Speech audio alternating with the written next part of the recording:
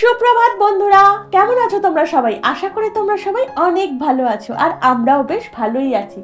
সাধারণ ঘরকন্যা চ্যানেলে তোমাদের সকলকে জানাই শীতের সকালের একটা উষ্ণতায় ভরা ওয়ার্ম ওয়েলকাম।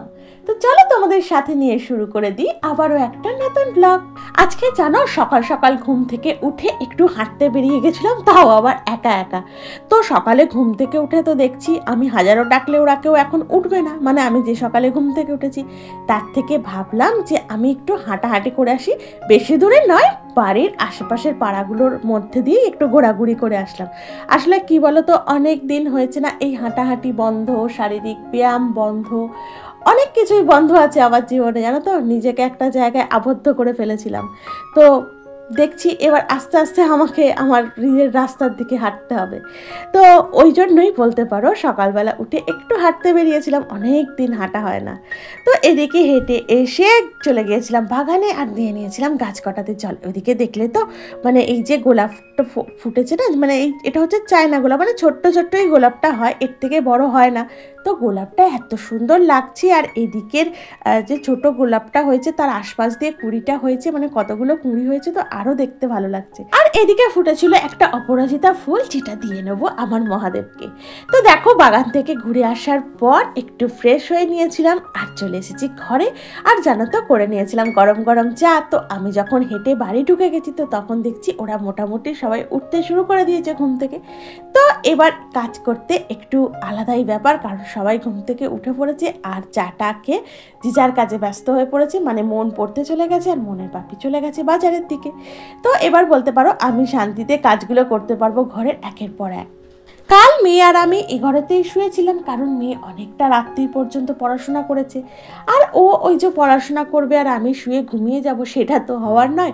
তো যতক্ষণ মোটামুটি পড়াশোনা করে বা পড়ে ততক্ষণ আমি চেষ্টা করি জেগে বসে থাকার। আর একান্তই শরীর যদি সাথ না দেয়, মানে তখন কি করব, একটু শুয়েই পড়ি। তো শুয়ে পড়ে ঘুমিয়ে যাই না, ওই একটু মোবাইলটা দেখি।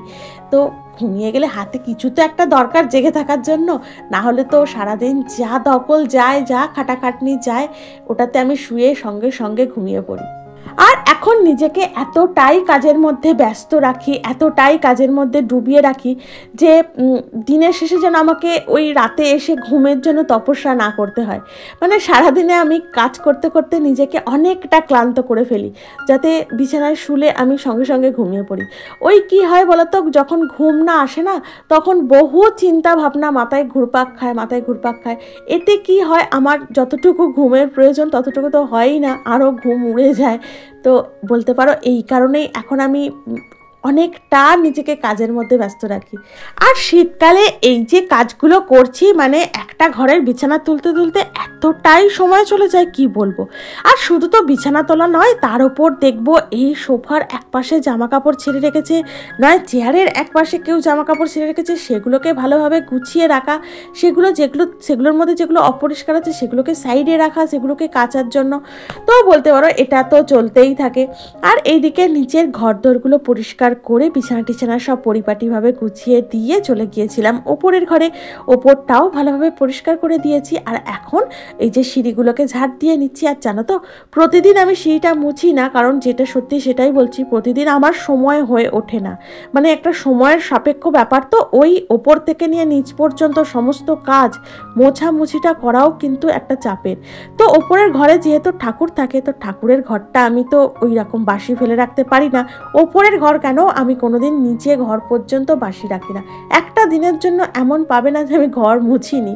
সপ্তাহে 2টো দিন, বৃহস্পতিবার আর রবিবার, এই 2টো দিন আমি সিঁড়িটা ভালোভাবে মুছে পরিষ্কার করে দিই। আর এভাবেই আমি পরিষ্কার রাখি আর পরিষ্কার থাকেও। তো প্রতিদিনই আমি যে সিঁড়িটা মুছি সেটা নয়, প্রতিদিন আমি উপরের থেকে নিচ পর্যন্ত সমস্ত মুছতে থাকি, কিন্তু ওই যে সিঁড়িটা একটু বাদ দিয়ে দিই, সপ্তাহে 2 দিন মুছি। তো দেখো, এদিকে আমার ঘরের সমস্ত কাজ মোটামুটি আস্তে আস্তে কমপ্লিট করে ফেলছি, আর এদিকে ঘরটাও ঝাড় দিয়ে দিচ্ছি। গরমকালে যেরকম চারিদিকে প্রচণ্ড পরিমাণে ঝুল পড়ে, মানে মাকড়সা যেরকম ঝুল ফেলে প্রচণ্ড পরিমাণে, আর শীতকালে সেরকম প্রচণ্ড পরিমাণে ধুলো ওড়ে, ধুলো পড়ে সমস্ত কিছুর ওপরে। কি ফার্নিচার বলো, কি মানে ঘরের মেঝে বলো, মানে এতটা পরিমাণ ধুলো ওড়ে কি বলবো।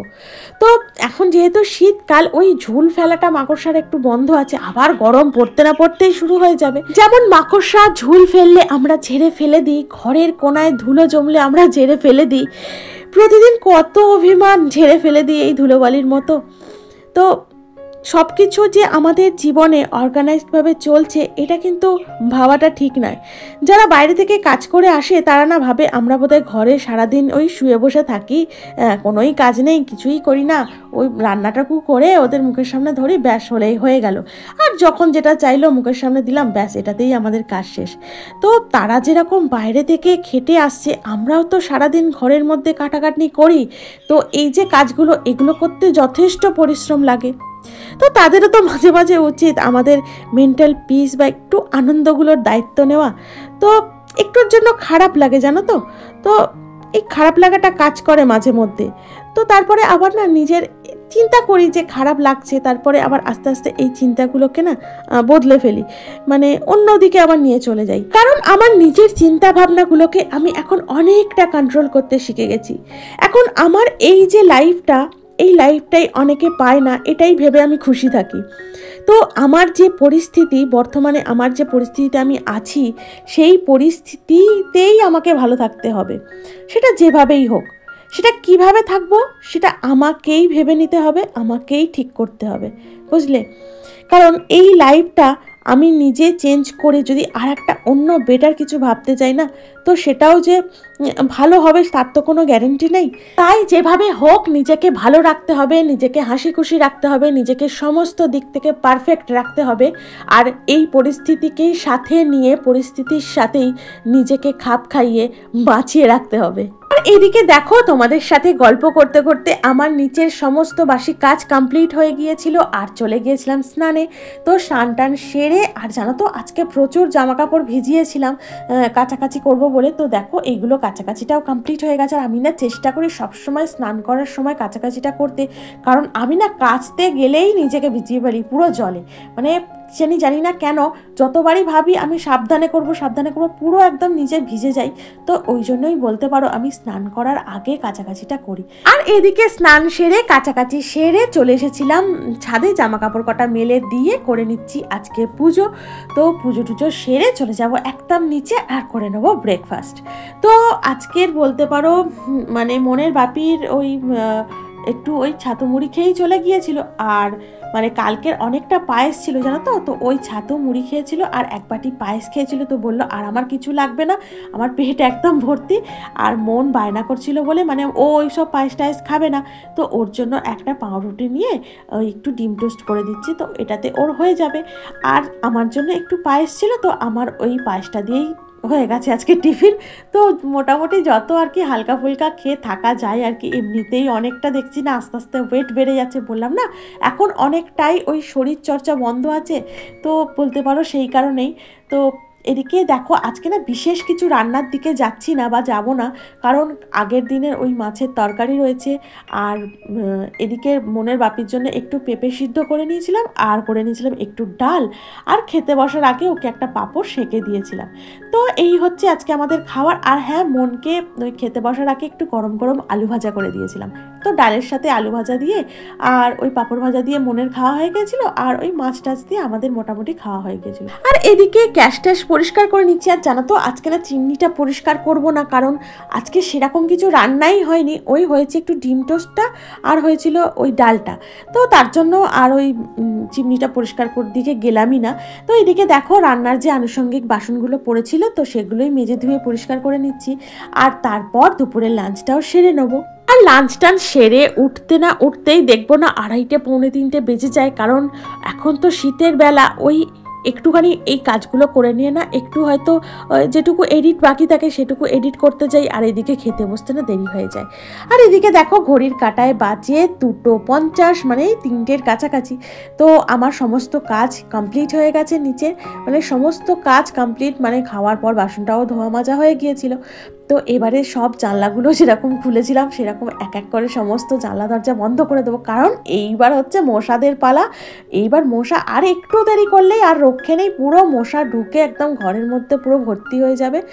আর মানে সন্ধ্যা থেকে এত মশা ভোগ করবে কি বলবো। আর দেখো তোমাদের সাথে দেখা হচ্ছে প্রার্থনার কিছু মুহূর্ত আগে, মানে ওই এখন ঘড়ির কাঁটায় বাজে 4:45।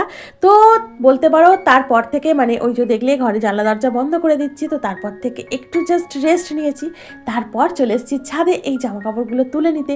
তো এর মধ্যে মোটা মোটা যেগুলো সেগুলো কিন্তু শোকায়নি, ওই নিচে গিয়ে এদিক সেদিক মেলে দেবো আর কি। তো দেখো চলে এসেছি প্রার্থনায়, করে নিচ্ছি প্রার্থনা। তো ধূপ দ্বীপ আর শঙ্খ বাজিয়ে করে নেবো আজকের সন্ধ্যা বিনতি, মানে আজকের সন্ধ্যার প্রার্থনা।